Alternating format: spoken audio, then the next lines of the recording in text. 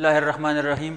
आज का हमारा टॉपिक है फ्रिक्शन और उसके अक़साम। फ्रिक्शन का ज़िक्र हमने पिछली क्लास में डिटेल से किया है और उसमें हमने दो अक़साम मोशन के लिहाज से पढ़े थे। अब हम नेक्स्ट टू टाइप्स पढ़ रहे हैं फ्रिक्शन के, जो कि हैं रोलिंग फ्रिक्शन और एक टाइप है रोलिंग फ्रिक्शन और दूसरा है स्लाइडिंग फ्रिक्शन।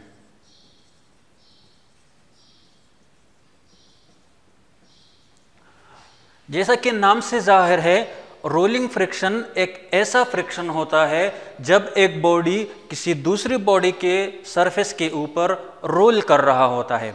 जैसे ये मार्कर अब ये बिल्कुल गोल है और ये एक स्ट्रेट सरफेस है, तो इसके ऊपर जब ये रोल कर रहा है तो रोलिंग बॉडी और उसके नीचे जो सरफेस होती है, इन दो बॉडीज़ के दरमियान जितनी फ्रिक्शन होती है उस फ्रिक्शन को हम रोलिंग फ्रिक्शन कहते हैं। इसके मुकाबले में स्लाइडिंग फ्रिक्शन नाम से जाहिर है एक ऐसा फ्रिक्शन है जब एक बॉडी दूसरी बॉडी की सरफेस के ऊपर स्लाइड कर रहा होता है।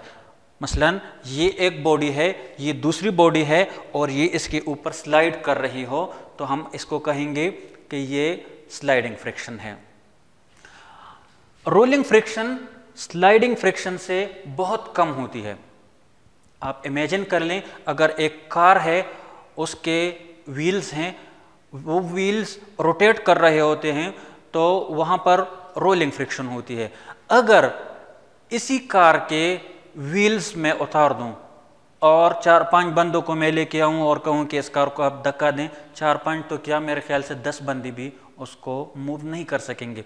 लेकिन अगर उसके व्हील्स हैं तो अभी ये सड़क के ऊपर रोल कर रहा होता है, तो रोलिंग फ्रिक्शन इस वक्त एग्जिस्ट कर रही होती है। अब अगर एक बंदा भी इसको धक्का दे तो वो कार मूव हो सकती है। तो हम कहेंगे कि रोलिंग फ्रिक्शन की वैल्यू स्लाइडिंग फ्रिक्शन से बहुत ही कम होती है। लेकिन किसी जगह पर हमें स्लाइडिंग फ्रिक्शन की ज़रूरत होती है और बाज़ जगहों पर हमें रोलिंग फ्रिक्शन की ज़रूरत होती है। अब हम पढ़ेंगे कि फ्रिक्शन, इसकी इम्पोर्टेंस क्या है, फ्रिक्शन की इम्पोर्टेंस क्या है।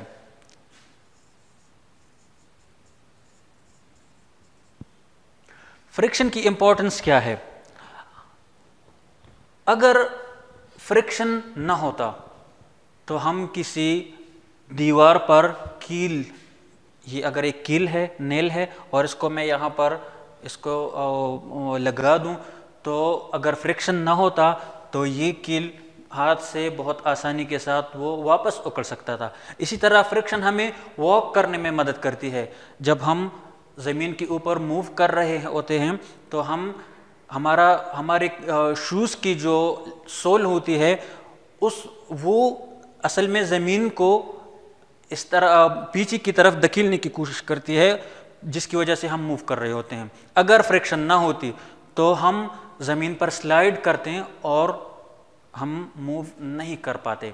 इसी तरह अगर फ्रिक्शन ना होती तो ये मार्कर इस बोर्ड पर नहीं लिख पाता, क्योंकि इंक सारा इस पर स्लाइड होता, वो उस पर फिसल जाती और उस पर लिखाई मुमकिन नहीं थी। तो हम कहते हैं कि फ्रिक्शन की बहुत ज़्यादा इम्पोर्टेंस है, बल्कि फ्रिक्शन के बग़ैर ज़िंदगी मुमकिन ही नहीं है।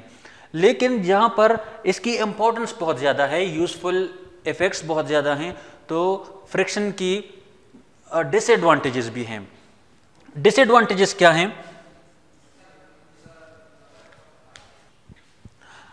डिसएडवांटेजेस ऑफ फ्रिक्शन भी काफ़ी ज़्यादा हैं। बाज़ जगहों पर हमें फ्रिक्शन की ज़रूरत नहीं होती, लेकिन वहाँ पर फ्रिक्शन होती है।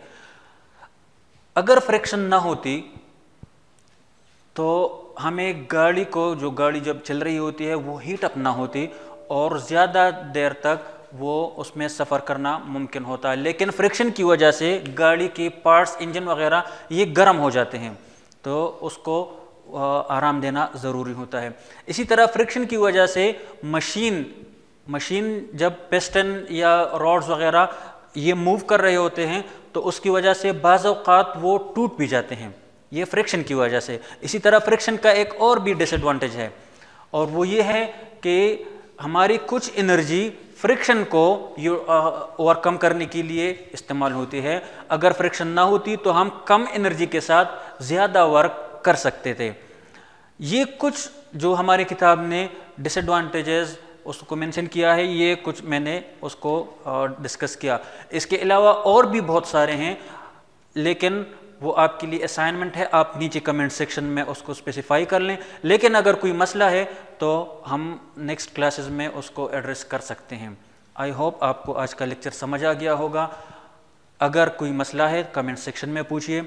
अगर कोई आपका सजेशन है वो भी आप नीचे लिख सकते हैं, और हमारा चैनल को भी सब्सक्राइब कीजिए। Thank you.